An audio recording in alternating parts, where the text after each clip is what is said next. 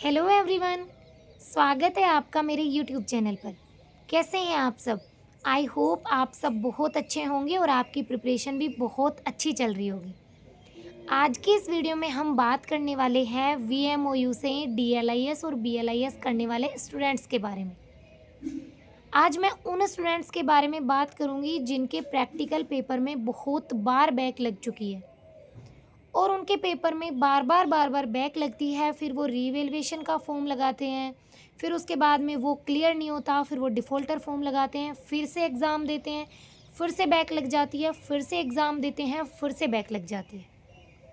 और ये प्रोसेस इतनी बार हो चुका है कि वीएमओयू ने जो टाइम ड्यूरेशन दे रखा था वो ही लिमिट क्रॉस हो चुकी है।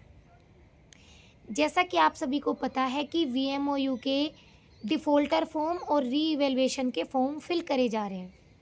रीइवैल्यूएशन के फॉर्म की डेट है 11 अगस्त से 20 अगस्त और डिफ़ॉल्टर फॉर्म की डेट है 11 अगस्त से 24 अगस्त। इसके बीच में आपको अपना रीइवैल्यूएशन का फॉर्म लगाना है और डिफ़ॉल्टर का फॉर्म लगाना है। वो स्टूडेंट जिनके बहुत अच्छे मार्क्स आ रहे हैं, सिर्फ कुछ मार्क्स से ही बैक लगी है, वो रीइवैल्यूएशन का फॉर्म लगा दीजिएगा। लेकिन वो स्टूडेंट्स जिनके काफ़ी नंबर से बैक लगी है तो वो रीवैल्यूएशन का लगा दो अगर आपको लगता है कि आपका पेपर अच्छा हुआ था और आपके मार्क्स बढ़ जाएंगे। लेकिन अगर आपको लगता है कि मेरे मार्क्स नहीं बढ़ेंगे क्योंकि मेरा पेपर अच्छा नहीं गया था, तो आप डिफ़ॉल्टर फॉर्म भर दीजिएगा। और डिफ़ॉल्टर फॉर्म के एग्ज़ाम कब होंगे इसके लिए आपके कॉन्टैक्ट नंबर पे मैसेज आएगा। उस मैसेज को देख के आपको अपने एग्ज़ाम देने जाना है। साथ में ही आपको एक्टिवली काम करना है। इसके लिए आपको वीएमओयू की साइट पे जाके चेक भी करते रहना है कि कोई नोटिस तो नहीं आया है, मेरा एग्ज़ाम कब होने वाला है। थोड़ा सा एक्टिवली काम करोगे ना, तभी आप आने वाली वैकेंसी के लिए एलिजिबल हो पाओगे। अब मैं बात करने वाली हूँ उन स्टूडेंट्स के लिए जिन्होंने जनवरी 2024 में वीएमओयू से फॉर्म फिल किया था, या तो डीएलआईएस के लिए या फिर बीएलआईएस के लिए एडमिशन लिया था। क्योंकि आपको पता है कि वीएमओयू 1 साल का कोर्स करवाती है डीएलआईएस का और 1 साल का ही कोर्स होता है बीएलआईएस का। अब जनवरी 2024 में एडमिशन लेने वाले स्टूडेंट ने जनवरी 2024 में एडमिशन लिया, उसके बाद में जनवरी 2026 में उसके कोर्स के 2 साल कंप्लीट हो गए। अब 2 साल कंप्लीट होने के बाद उसकी टाइम ड्यूरेशन हो गया ख़त्म। अब जैसे ही उन्होंने जनवरी में ड्यूरेशन ख़त्म हो गया, जून में एग्ज़ाम दिया, जो डिफ़ॉल्टर के पेपर थे वो दिए मार्च में, फिर जो मई में हुए थे, उसके बाद में अब वापस से उनके बैक लग गई है। अब जब वो फॉर्म फिल करते हैं, रीवैल्यूएशन का फॉर्म तो आप अभी भी फिल कर सकते हो। इस बार के लिए आपको एलिजिबल किया जाएगा क्योंकि आपके 2 साल कंप्लीट ही हुए हैं, इसलिए रीइवैल्यूएशन का फॉर्म तो आप लगा सकते हो।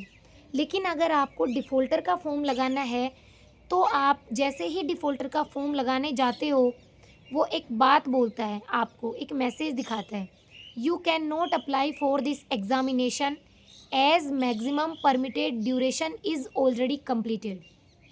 इसका मतलब है कि आप इस फॉर्म के लिए अप्लाई नहीं कर सकते क्योंकि जो परमिटेड यानी कि जो अनुमति प्रदान की गई थी जो टाइम ड्यूरेशन की, वो कंप्लीट हो चुका है।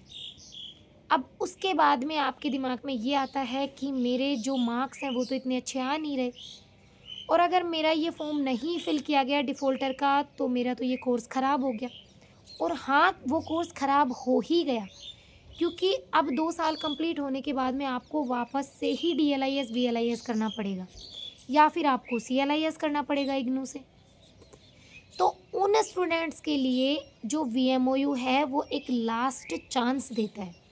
उस लास्ट चांस के लिए एक फॉर्म भरवाता है और उस फॉर्म का नाम है मर्सी चांस फॉर्म।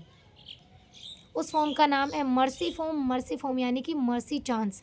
आपको वीएमओयू एक लास्ट चांस देता है। वो जो फॉर्म है मर्सी फॉर्म, उसमें आपसे ऐसे लिखा हुआ है उस फॉर्म में कि या तो आपने डीएलआईएस में या फिर बीएलआईएस में जो भी आपका कोर्स है, कि आपका ये जो कोर्स था इसकी टाइम लिमिट ख़त्म हो गई है और आपका ये कोर्स कंप्लीट नहीं हुआ है, तो अब आप ये बात बोलते हो यूनिवर्सिटी को कि मेरा ये कोर्स था और ये इसकी टाइम लिमिट ख़त्म हो गई है और मेरा ये कोर्स कंप्लीट नहीं हुआ है अभी तक। तो आप मुझे एक और चांस दीजिएगा ताकि मैं अपना कोर्स कंप्लीट कर पाऊँ। ये सारी चीज़ें उसमें लिखी हुई हैं।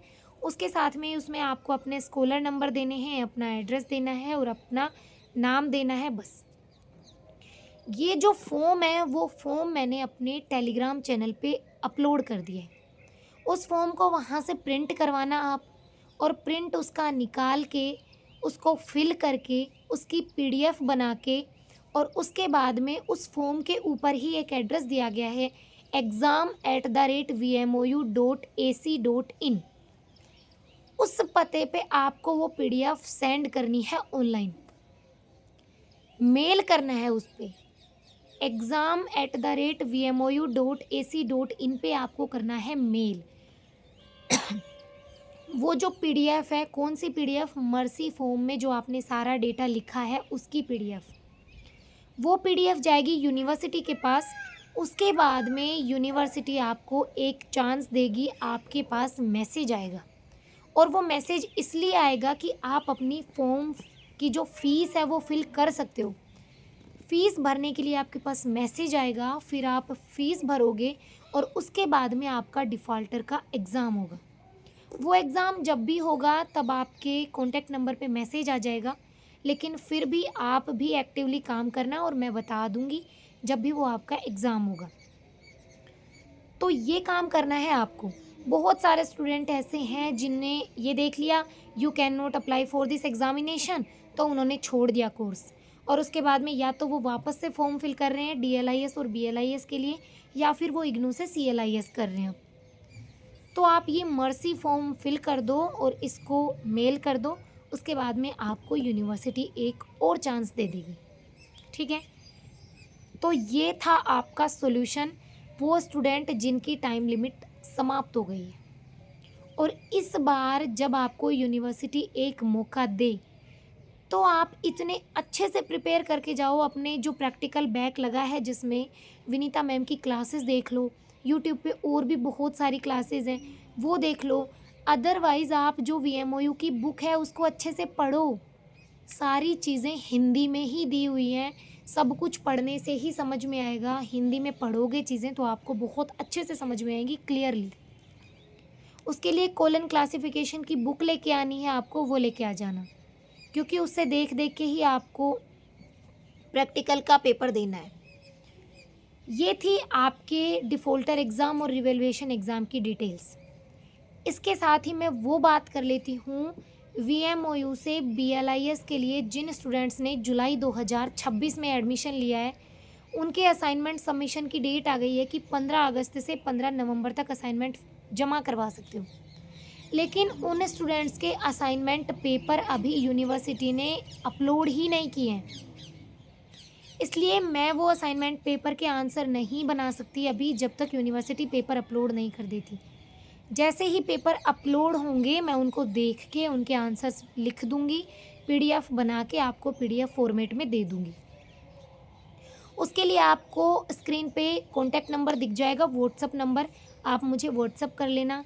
भाई हाथ जोड़ के निवेदन है आपसे, जो भी स्टूडेंट इस वीडियो को देख रहा है, प्लीज़ आप मुझसे जब व्हाट्सएप पे मैसेज करो तो आप असाइनमेंट से रिलेटेड चीज़ें पूछ लिया करो। बाकी की आपकी कोई भी क्वेरी है तो आप इस वीडियो के कमेंट में लिख दो, मैं कमेंट को सबको पढ़ के नेक्स्ट डे उस पर वीडियो ही लेके आ जाती हूँ।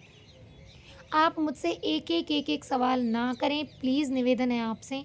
हर छोटी छोटी बात पूछने लग जाते हो, मेरे पास इतना टाइम नहीं होता कि मैं आपके हर सवाल का जवाब दूँ, वो भी व्हाट्सएप पे।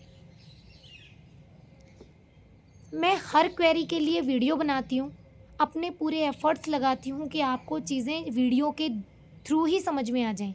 एक एक चीज़ को, एक एक लाइन को 3-3 बार बोल के समझाती हूँ कि आपको समझ में आ जाए। फिर भी आप मुझे मैसेज करके वीडियो देखने के बाद उसी वीडियो के नीचे कमेंट में ये बात पूछते हो, ऐसा होगा क्या? चलो कमेंट तो अलग बात है, आप मुझे उसी वीडियो के बाद में मैसेज करके ये बोलते हो पेपर डाउनलोड नहीं हुए क्या मैम? जब मैं बता चुकी हूँ कि अभी पेपर डाउनलोड नहीं हुए, फिर भी वही सेम सवाल। मैं पूरे दिन हाथ में फ़ोन लेके नहीं बैठ सकती, मैं खुद भी पढ़ाई करती हूँ, मैं खुद भी एज़ ए टीचर भी काम करती हूँ, उसके लिए भी डेटा रेडी करती हूँ, सारी चीज़ें करती हूँ। तो वीएमओयू से जो जुलाई 2026 में एडमिशन लेने वाले हैं, जिनका फर्स्ट सेमेस्टर के एग्ज़ाम होंगे अभी दिसंबर जनवरी में, उनके असाइनमेंट बनाऊंगी मैं, फर्स्ट सेमेस्टर के भी और सेकंड सेमेस्टर के भी। या तो आप एक साथ फिल कर देना या फिर आप फर्स्ट सेम के अब कर देना और सेकंड सेम के जब मार्च में असाइनमेंट जमा होंगे तब कर देना, ठीक है। वो स्टूडेंट जिन्होंने जनवरी में एडमिशन लिया था और उनके अब सेकंड सेमेस्टर के असाइनमेंट सबमिट होंगे, मैं उनके असाइनमेंट नहीं बना रही हूँ। मैं अब जुलाई में एडमिशन लिया है जिन स्टूडेंट ने मेरी वीडियोस देख के, उनके फिर आगे के सारे असाइनमेंट मैं बना दूँगी, आपको मिल जाएंगे, ठीक है।